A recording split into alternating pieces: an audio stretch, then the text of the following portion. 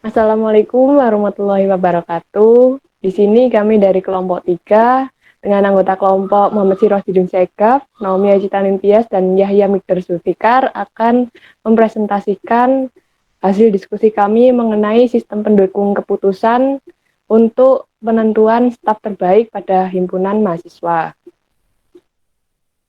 Latar belakang dibentuknya SPK penentuan staf terbaik adalah di mana himpunan ini merupakan organisasi mahasiswa eh, yang memiliki visi dan misi untuk mencapai suatu tujuan.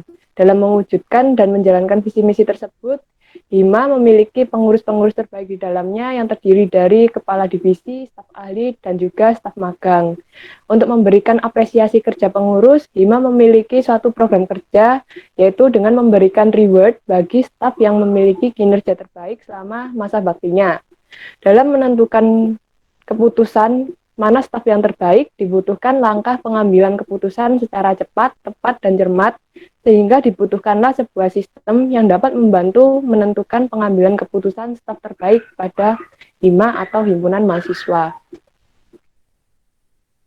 Untuk proses atau flowchart dari sistem pendukung keputusan ini dimulai dari kita menginputkan kriteria penilaian yang digunakan untuk menilai staf untuk mengambil keputusan staf terbaik.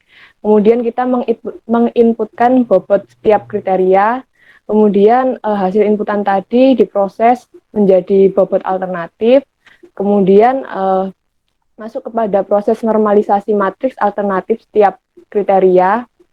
Kemudian diproses pengurutan nilai total. Kemudian akan muncul output dari alternatif staf terbaik tersebut. Untuk kriteria penilaian dari staf terbaik, di sini kami memasukkan ada beberapa kriteria, diantaranya ada kehadiran dengan nilai atau skor 20, kemudian disiplin kerja ada skor 20, tanggung jawab skornya 20, inisiatif kita memberikan skor 15, kerja tim skor 15, dan ketertiban ada 10 skor. Selanjutnya akan dijelaskan lebih lanjut oleh Segaf. Oke, terima kasih Naomi. Untuk contoh data penilaiannya seperti yang dipresentasikan, yaitu setelah nanti dari teman-teman memberikan nilai untuk setiap kategori yaitu absensi, disiplin, dan lain-lain, akan dikalikan dengan bobot yang sudah ada, yang sudah dirancang terlebih dahulu. Seperti contohnya punya Yolan, itu di absensi ada nilai 85, nanti akan dikalikan 20% dari bobot kriteria tersebut, sama sampai semuanya telah dikalikan dari bobot tersebut. Mungkin bisa next.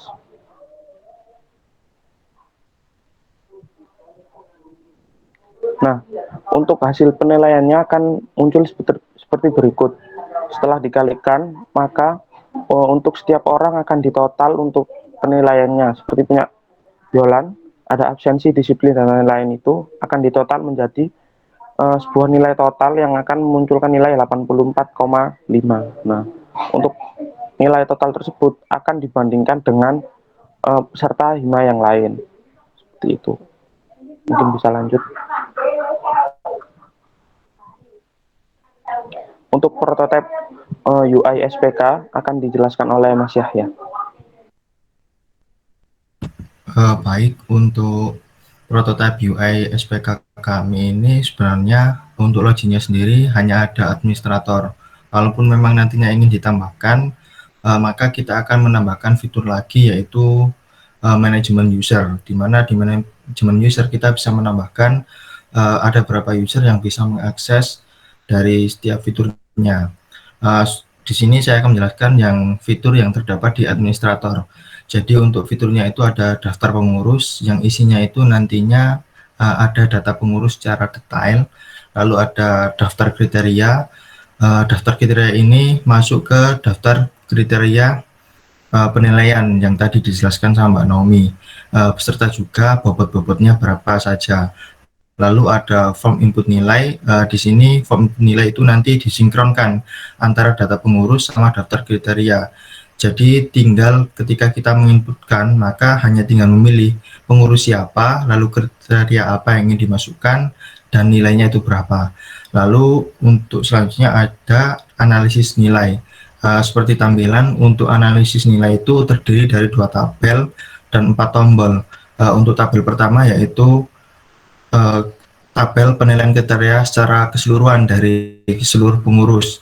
Lalu untuk tabel kedua yaitu tabel hasil dari proses analisis. Lalu untuk tombolnya sendiri ada normalisasi data, lalu proses analisis, lalu ada bersihkan normalisasi, lalu ada bersihkan analisis. Normalisasi data sendiri yaitu berguna ketika kita ingin menormalisasikan data yang berada di tabel atas. Setelah kita menormalisasi, maka kita bisa melakukan proses analisis.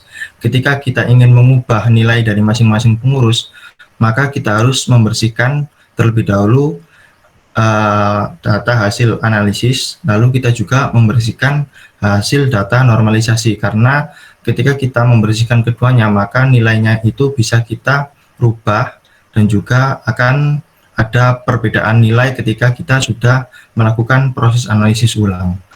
Mungkin cukup sekian dari kelompok kami, kurang lebihnya mohon maaf. Wassalamualaikum warahmatullahi wabarakatuh.